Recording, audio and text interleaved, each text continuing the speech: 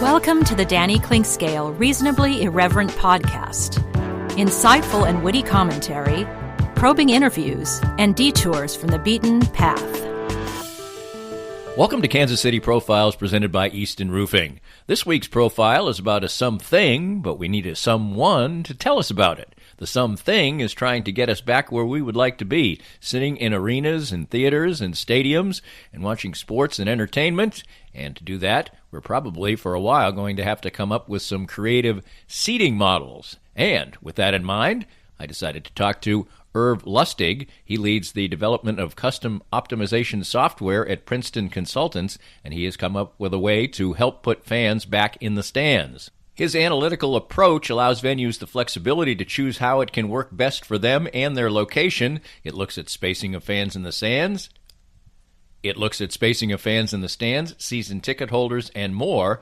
Advanced analytics has brought us one step closer to the return of sports, and, in the spirit of America's pastime, perhaps can bring us the rest of the way home. Lustig is an internationally recognized leader in operations research and advanced analytics. He's also a big-time sports fan, so he has something invested in it in that regard, too. He's a fan of the Miami Heat and the Miami Dolphins as well. As you might imagine with somebody in a field like this, Irv received degrees in applied mathematics and computer science from Brown University and a PhD in operations research from Stanford University. Just a couple of run-of-the-mill schools there. He has authored more than 30 articles and scientific papers and has received prizes for excellence in computational mathematical programming. If that all makes your head spin, really doesn't have to. Irv has a very down-to-earth way of describing what he does and what his company does, we hope, to allow us to be getting back to Sprint Center, to Kauffman Stadium, to Arrowhead Stadium, and all our college venues around as well. He covers it all, coming up as we hope to get back to watching sports right in front of our faces. We're here with Joe Spiker, the CEO and president of Easton Roofing. What's the difference at this time of year as we head toward the warmer months for homeowners, and what should they be looking at, coronavirus or not? If you didn't do a good job of home maintenance in the fall, cleaning your gutters out, when we get the spring rains, that can be a real problem. So you want to make sure that you've done a good job on your home maintenance, cleaning your gutters out. We can help with that. I always tell people they never get their roof inspected. They get their furnace inspected once a year, but they never get their roof inspected. And we do the inspection on your roof for free. So you call, you make an appointment, and we'll show up, do the inspection. It's free. You should have your roof looked at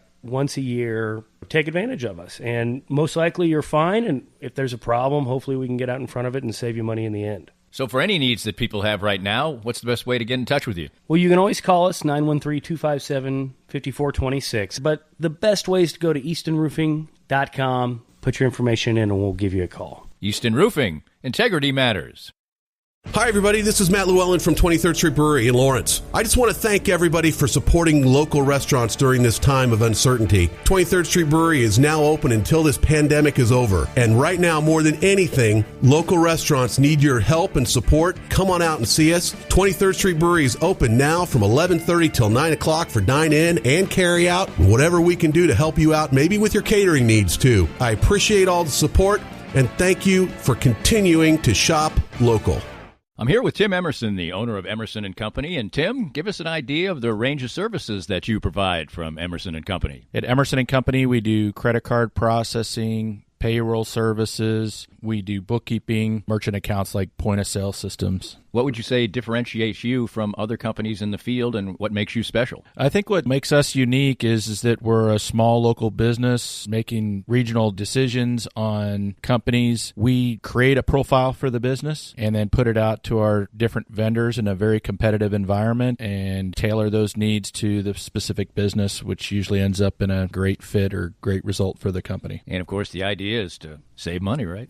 Save money, and actually sometimes I'm surprised where actually a solution that may cost a little bit more ultimately does save money, but we're not conditioned to think like that sometimes. Emerson & Company. Check them out at emerson-co.com or call them at 816-360-9092. If you'd like to join these and other great sponsors and market your business to a growing and engaged audience, contact us at Danny@DannyClinkscale.com. Look forward to hearing from you. Irv, everybody is looking for a way to get back to concert halls and arenas and stadiums and everything else, and that's not happening right now. And your company and you are trying to use analytics and the analytics world to create a template for that being more possible. How did this particular, you do all kinds of things and have won all kinds of awards in using analytics in many different ways, but how did you venture into this area? Well, it turns out that my nephew works in the business analytics department over at the Miami Heat basketball team. And I live, as was he, down here in Miami. And he, back in May, when the NBA was unsure, they were thinking that they might be restarting by having fans come into the arenas in each of the local arenas in the different cities. One of the business people came to him and said, "Hey, Max, can we do some analytics to figure out how many people we can get into the arena?" And he said, "That's a problem for my uncle." So he gave me a call, told me about the discussion. I said, "Oh, what a great idea." And I researched a little bit, came up with some ideas on how it would work, talked with the Heat, but the dynamics in the NBA were changing as we were speaking. They decided not to go forward, but in the meantime, I had built a proof of concept that showed, hey, we can figure out many people can be seated within a section or within the entire arena in a safe manner, where we can parameterize and just let somebody choose what is considered safe. And by that is how many empty seats should exist between people in the same row, or how many empty rows should exist between people who are sitting front to back. So we built some scenarios and showed that we could build a model that would help make those types of decisions. It sounds like there's somewhat of a common sense aspect to this, but obviously, it becomes complicated, be it the geometry of it, the different structures and things like that. What is more complex about it than just people thinking, well, we'll just sit them 6 feet apart and willy-nilly in a stadium?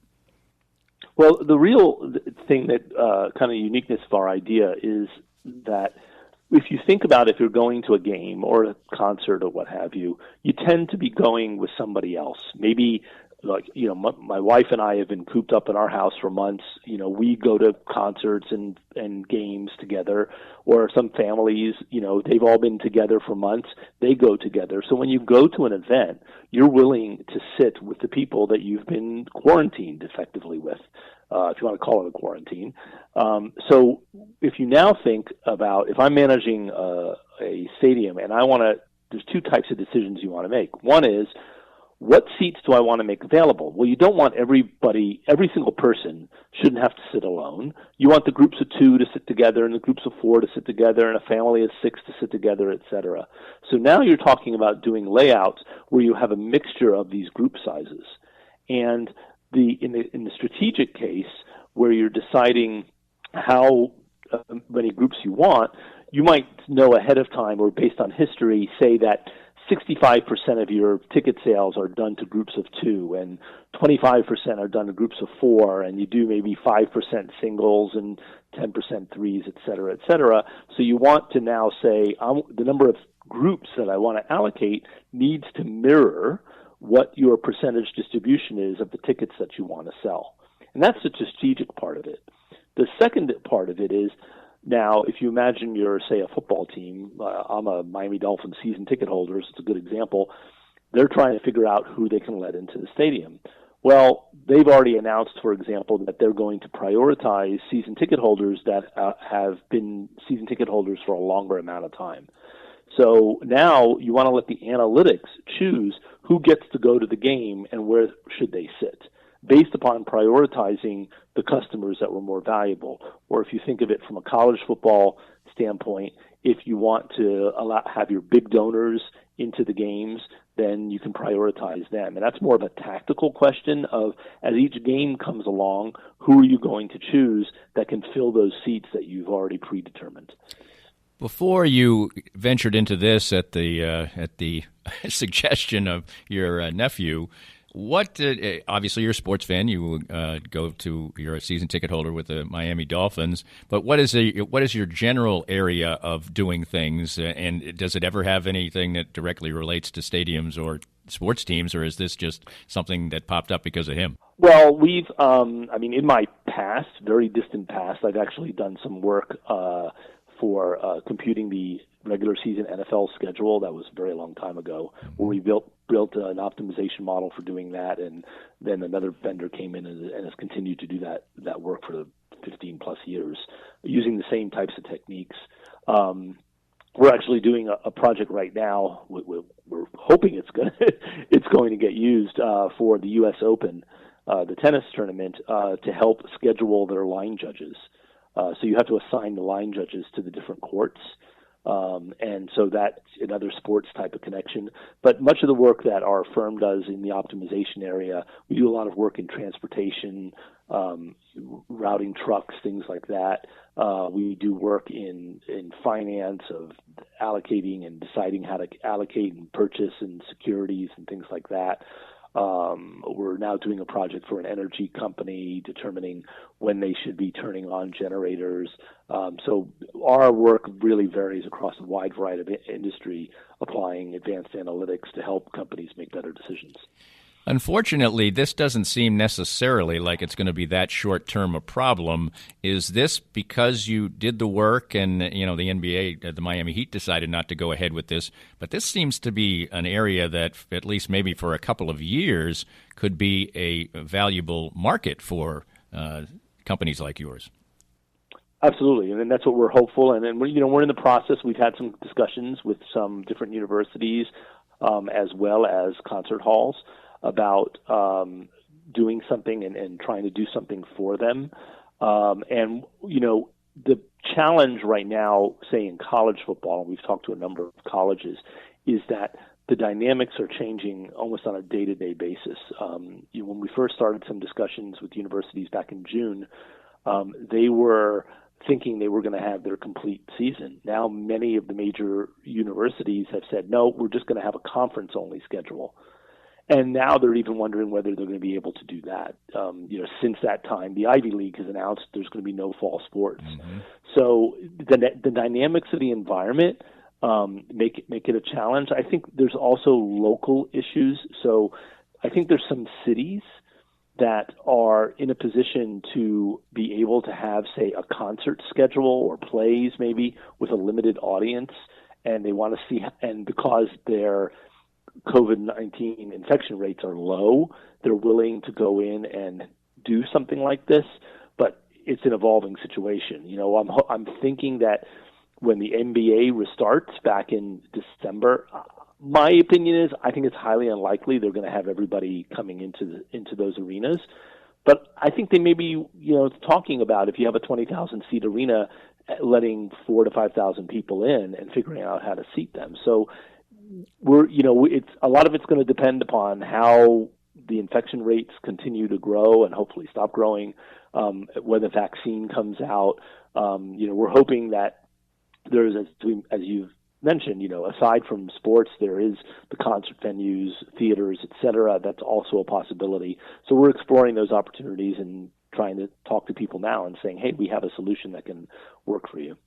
Let's talk about maybe the more sophisticated aspects of what we're talking about as far as arenas and stadiums, such as people sitting on the aisle or the difference between bleachers and regular chair seats and things like that. Because on the surface, I think probably a lot of people out there are saying, I don't need an analytics analyst to do this. It's clearly more sophisticated than that. But what are some of the other challenges when you're developing a plan, say, for, theoretically, American Airlines Arena that you have to work on? Well, probably one of the biggest ones is actually getting all the information into the computer about the layout of each one of the sections. Some sections are kind of easy, they're kind of vertical, but if you think about corners and arenas, what's the front to back relationships of the different seats, things like that. But we've set up things that allow us to easily say, do you want to allow aisle seats? And the other thing with respect to like chairbacks or versus bleachers, in a chairback situation, if you're at a sporting event, you pretty much can only put two groups in a row because people during the event like to get up and go to the restroom, and you don't want to be crossing in front of somebody when you do that. On the other hand, a theater when people go to see a play or listen to a concert, they generally don't get up except for at intermission. Well, in that case, you can put more than one group in a row. In the case of bleachers, you can put more than two groups in a row. You put 3, 4, 5 groups in a row because people will probably be willing to step up a couple of rows or step down a couple of rows in order to exit and avoid being safe from a social distancing standpoint from other folks sitting in the stands. So we've built our solution that allows you to sort of parameterize and say, okay, show me what it would look like if I only allow 2 groups per row, if I only allow 4 groups per row or 6 groups per row, or I don't want to allow anybody to sit on the aisle because if somebody's exiting or leaving to go to the restroom or going to a concession stand or what have you, they don't want to be walking next to somebody who's sitting right on the aisle. So we've set it up that way that we can really, via just changing a number, say, do you want to allow this? Do you want to allow that? And then it will compute new solutions and tell you what your venue capacity would be. Do you feel like in your discussions in general on this particular topic have a feel for what the structure will be as far as the people, proving their viable groups? I mean, that seems like a more onerous thing that will have to be dealt with. It's easy for somebody to say, 4 people who are just friends could say, well, we're all brothers or whatever. I would think I think that's a hurdle that has to be cleared. One of the places we talked to was very much worried about in football the resale market. So somebody might get 6 tickets, but then they tend to sell 2 of them, then it's all about communication. So you have to go out and say, if we're selling you a group of tickets, you're going to sit in that group and you assume the risk. So if you have your group of 6 tickets and you decide to sell 2 of them in the secondary market, and now you've got your family of 4, and then you've got 2 other folks that you don't even know sitting right next to you, that's a risk that you decided to take by reselling your tickets. We've also talked to them and said, why don't you just turn off your resale market? That solves the problem. But again, if just like we've seen throughout the country, if people want to do things that represent risky behavior, whether it's, if you want to call that not wearing a mask, or if you want to be in situations where you're not going to keep socially distant, you can't enforce that. I mean, you have to it's really a lot about communication. One of the things we've talked to the venues about is if you know ahead of time where everybody should be seated, right? You put like red X's on the seats, but you give your ushers a little diagram that shows these are the seats that should be occupied. And if you see somebody sitting in a seat that was not allocated, you go up to them and say, you're not allowed to sit there. We know that because we know what seats have the red X on them that are okay to sit in. So a lot of it has to do mostly with the management of the venue and the communications that the managers of those venues will be putting out to their customers. To some extent, I mean, the messaging I would like them to see used is something along the lines of, if you guys want to come to our event, then we're asking you to be responsible for yourself and for the other members of our community who want to come to that event. So please ask responsibly, and these are the definitions of responsible behavior. But we push that problem. It's not an analytics problem. We push that problem over to the managers of the venues. More of Danny's Reasonably Irreverent podcast after this. Let's spend a minute with Dr. Brad Woodle, who, along with his wife, Dr. Christina Woodle, the owners of Advanced Sports and Family Chiropractic and Acupuncture, my home for chiropractic care. And first of all, just tell us about the wide range of services you offer. Danny, we offer comprehensive chiropractic, acupuncture, physiotherapy, and rehab. We do a very thorough examination, x-rays on site as necessary, and we have a full rehabilitation department, so we can help out with exercises, stretches, different therapies for the complex, but also the very simple conditions we treat. You have been deemed essential and have remained open all through this COVID-19 process. What are some of the things you've done to make sure that was the case? From the very beginning, in March, we started to make sure that we were cleaning and sanitizing with EPA-registered sanitizing products. We also implemented masks way before the state required them. We implemented a parking lot waiting room, took out half of the chairs in our waiting room, and made sure to space out visits so we could appropriately meet, discuss, and also screen patients to make sure we were taking care of healthy people. Find out more about Advanced Sports and Family Chiropractic and Acupuncture and how they can help you at asfca.com. Cinematic Visions has been an affordable solution for professional media production in Kansas City since 2003, offering award-winning video production and creation, as well as a wide array of digital and social media management services. From planning, scripting, filming, editing, and post-production, to delivering your product to a watching world, Cinematic Visions will provide professional and affordable services for you and your business with the necessary return on investment to make it all worthwhile. Cinematic Vision's goal is to unlock the power of storytelling through video and a strong online presence for your company. Beyond the numbers, they want to inspire and evoke your clients to feel and act. Let my friends at Cinematic Visions embed your brand where it belongs, in your customers' minds. You can find them online at cinematicvisions.com or with a quick phone call at 816-600-6300. We're visiting with Larry Marshall, former Chiefs defensive back and punt returner and now a Chiefs ambassador. Larry is a former pro football player with the aches and pains that come with that, and moving on in age as we all are. What do the Canaway CBD products do for you? It's been a great relief for me. Being a punt and kickoff returner, collisions were a mainstay of my career, and these Canaway products, the salve especially, has really helped me try to get through every day with the aches and pains that I've had over a career of 7+ years in the NFL. I get similar benefits as well, particularly with my back. Certainly wasn't a football player. What's the best way for our listeners to get more information about the great products themselves? Well, I'm so enthused about it, Dana. If they just contacted me at larrymarshall.canaway.com, and I can give them all the information they need to help them get through the day as well. Start gaining all the benefits that Larry and I do from the trusted and reliable line of Canaway products. As Larry said, visit larrymarshall.canaway.com and get information on all the great products from Canaway. If you'd like to join these and other great sponsors and market your business to a growing and engaged audience, contact us at danny@dannyclinkscale.com. Look forward to hearing from you. Our guest is Irv Lustig. He is an optimization principal at Princeton Consultants, and that company does a lot of analytical work and things like that. Just as a backtrack a little bit, the analytics world has become such a big thing in the world of sports in general. Just give us a little bit of your background and how this particular industry has changed, evolved, expanded, and everything else, and to have people maybe realize the value of it more and more. Well, you see analytics being used in a number of different ways of the sporting world, and it's probably grown a lot over the past 20 years. One area which I mentioned earlier is it's being used to compute the NFL schedule, the NBA schedule, the Major League Baseball schedule. I just saw an announcement from one of my colleagues at another firm. Baseball had to come up with a new schedule for the 60 games that all the teams are playing that are going to start next week, end of this week. And he's the guy who did that, and he used optimization techniques to build that schedule. So that's one area. Another area. By the way, I just want to interrupt you for a second. Here's how far we've really come.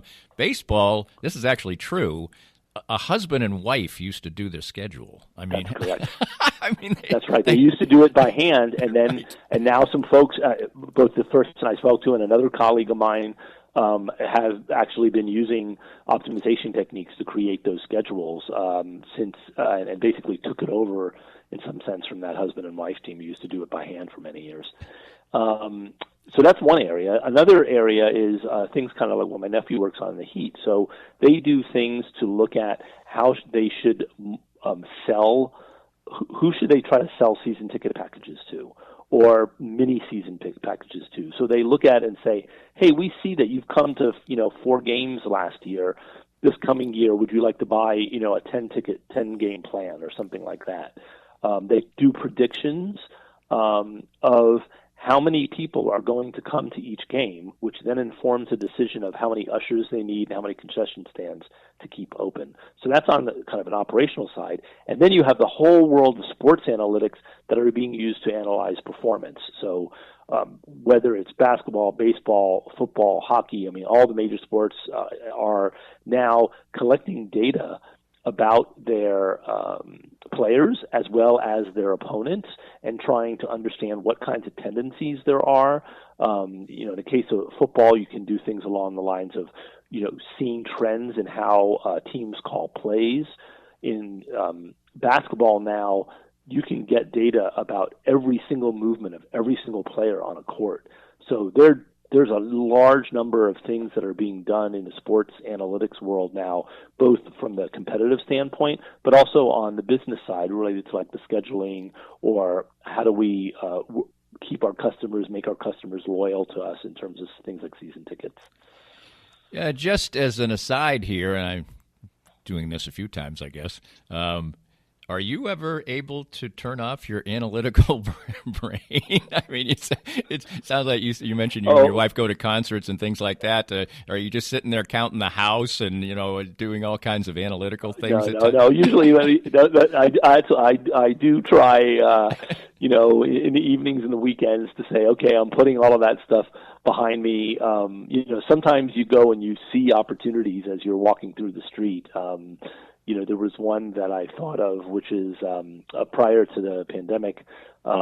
Here in Miami, there were these the scooters, the electronic scooters, and they're all over the place, right, in the downtown area. And I'm saying, there's an interesting problem there, which is how do you pick them up and recharge them?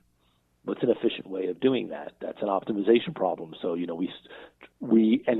came up with this idea probably about 2 weeks before the pandemic, and we started reaching out then to the e-bike companies, and by the time we were getting in touch with them, all the bikes had been pulled off the street because the pandemic was hitting. So that's the kind of thing that sometimes you kind of see opportunities when you're in certain situations, but if I'm listening to a concert, I'm enjoying the music. If I'm going to a football game, I'm cheering on my team and not thinking about that kind of stuff. When you started looking at the thing for the Heat, and as we mentioned, they didn't go forward to it, just give us an idea. I'm sure that one question that is in people's minds right now is if we're going to go to Sprint Center here in Kansas City, and there's 18,000 seats, and the Big 12 basketball tournament is next year, what is a viable number? Do you just give us a sort of an example of what your thinking is when you were going through it as far as percentage of capacity was concerned? Well, so what I did from the proof of concept standpoint was just pick one model, one section of the arena. And what I've generally seen dependent upon the safety policy. Right, which means how many seats do you want, empty seats do you want between groups, how many empty rows back to back. So, my first solution that I ran up, I had one empty row between two rows. So you can imagine you're sitting in a row, there's nobody in front of you, but then there's people sitting in front of them. And I showed that to one of my colleagues here at Princeton, and he said, "Oh, no, I would never go there. I wouldn't go if that was the policy." So I changed it to be two rows. He said, "Yeah, I feel better with that." So from what I've seen as I've been experimenting, and I've done some proofs of concept for some different venues around the country, based upon the policy, you can get anywhere. If you want a lot of spacing, you'll be more like a 10%. But if you're willing to kind of pack them in, you can get close to 25% of capacity. Now, that also relates to that chair back and seat back issue, the chair back and bleacher issue that we talked about earlier. The bleachers actually give you a bit more flexibility than the chair backs, mainly being in sports, it's pretty clear you got to allow only two groups per row. And if you're talking about some stadiums, they'll have 25, 30 seats in one row. Right. If you put two groups of people and you're thinking most of them are twos and fours, that's six people in a row. That's all you can do. Now, you can do some things where we stagger it. So if you imagine you have two rows, you can actually have people in two rows that are back to back. Right, yeah. But some of them are sitting on one side of the section, the other are sitting on the other side. So our solution takes care of things like that. But I'm trying to stay. I'm no medical expert. I'm not an expert of how what's the right amount of safe social distancing policy, et cetera. I'm more saying we have a tool that allows you to figure out a policy for which your organization will be comfortable. We had a funny conversation with one of the universities. They're trying to figure out the band. All right. Because, if you think about the band is out there, I've played a musical instrument. like the trumpet and the tuba players and the trombone players, they're pushing a lot of air through the horn. You got to be way more than 6 feet away from the end of that horn if you want to be safe. Or the flute players, their sound is going out to their right side of their body. Well, you got to be far away on the right side from a flute player. So they don't even know what they're going to do with respect to making a band come into a stadium sound good, because you typically want to be close to each other, yet be socially safe from a distancing standpoint. That'll be interesting to see if that comes to fruition. Do you get a sense of, I mean, this isn't your full-time thing.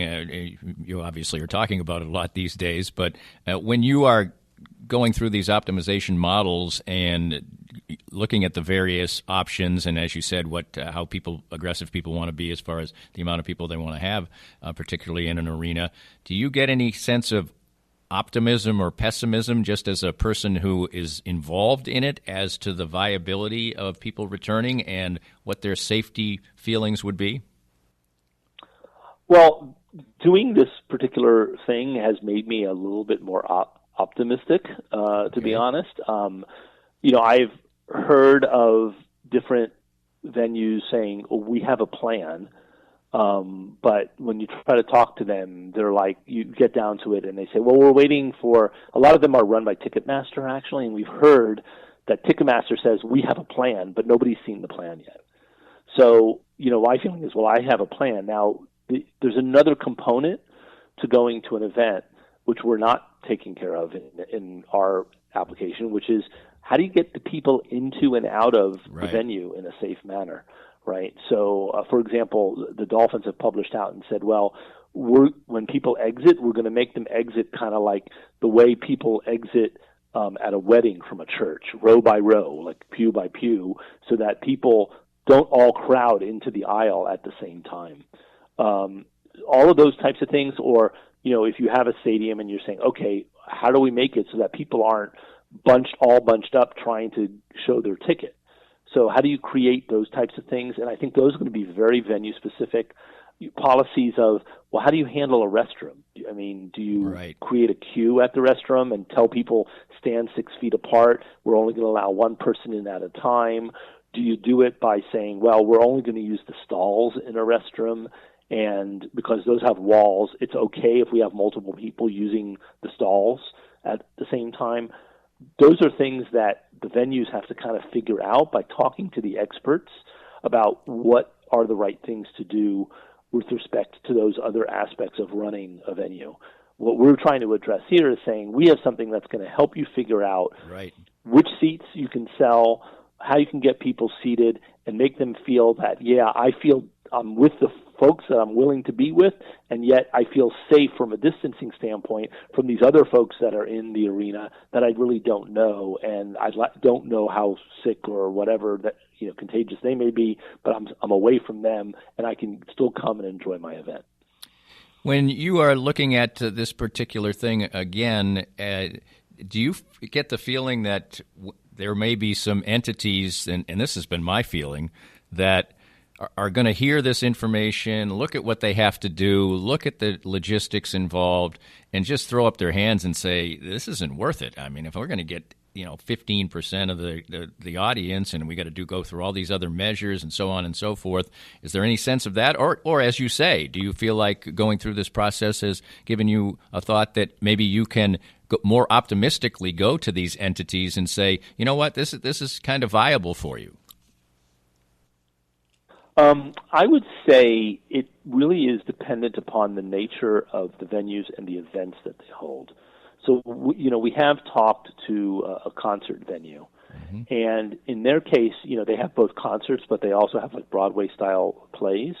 And they said, look, if we can only go at 15% capacity for a Broadway-style play, the producers aren't going to come here because they won't make, they rent the facility from us, and they're not going to make enough money to actually do it.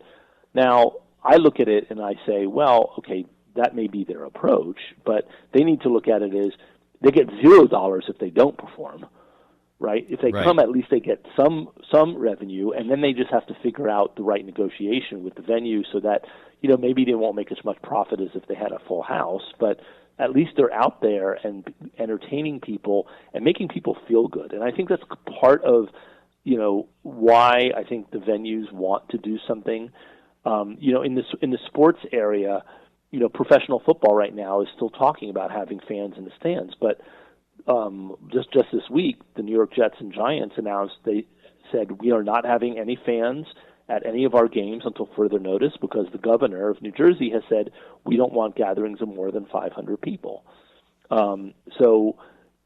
People want to do it. People want to go and want to be entertained. And I think the throwing up the hands part, from the ones we've talked to, that we've had conversations with, they've all been trying to solve it. A lot of them just, having a picture of their seat map and coloring in the seats that they think have been working. We spoke to one university, and the person there said he's been trying to figure this out for 2 months, right?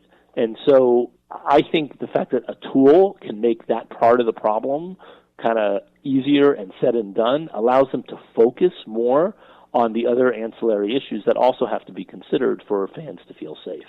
So, that my sense is that some maybe already have given up. I think the giving up may be more related to what is happening in individual communities with respect to infection rates and relaxation of rules and of gatherings and things like that. So, if you take New Jersey, which has done a pretty good job of managing the pandemic and bringing the number of cases down, the governor said, hey, not through the end of the year, it's a limit of 500 people at any event. The Jets and Giants said, okay, we're not going to have fans in the stands. Other governors or local government leaders, haven't decided yet what their policy is going to be, and some of them are playing wait and see based upon how infections are growing or not in their particular communities. And finally, when doing this and going through this enterprise a few times, has it made you think that you, as a fan, can look forward to going to a Dolphins game anytime soon? I'm hopeful. I love the Dolphins to use our solution, but, they are so my guess right now is that the NFL has already called off all the preseason games. So now, I should have tickets to 8 home games. My guess is that they're going to have some number of fans in the stands, and that if you're a season ticket holder like I am, I'm not going to get to go to all 8, but if we've only had season tickets for a few years, it's not going to go to 0. I'll probably get to go to 2 games in the whole season is what I think is going to probably happen if they play and if they allow fans in the stands. But it's, so I'm hopeful. I'm hoping I'll be able to get there and be cheering on the team, or, even when it comes again to basketball starting the next season, which I think they're talking about doing in December, I have a feeling that by then we might be able to see fans getting in, and because different places will have figured out how to get fans in, they learn from each other. They talk to each other and say, hey, here's how we managed our venue, how we managed the restrooms and people entering and exiting, and our concessions and our seats. And I think we'll start seeing, maybe not, it'll be interesting to see what the NFL does. My understanding is I think they're all related to Ticketmaster, so they're waiting for whatever Ticketmaster is going to propose. So it'll be interesting to see how they go and they're able to manage this. And if they're able to do it successfully, then, that kind of model will probably be carried over into other places as well. But the situation is so dynamic, and I think that's what's been amazing is just even in the conversations that we've had over the past couple of months with some different venues and stadiums, arenas, et cetera, on a week-to-week or sometimes day-to-day basis, the directions that they're getting up from up high in their organizations are, well, no, we've decided that we're going to do this and not that anymore. And that makes everybody refocus on what they should need to do. So, it's all a play and wait and see. We're hopeful that our tool can, be adapted by some folks to help them make these decisions so they can decide how they can get people safely into their venues. This podcast was made possible by our great sponsors like Easton Roofing, the presenting sponsor of Kansas City Profiles at the Danny Kling Scale Reasonably Irreverent podcast.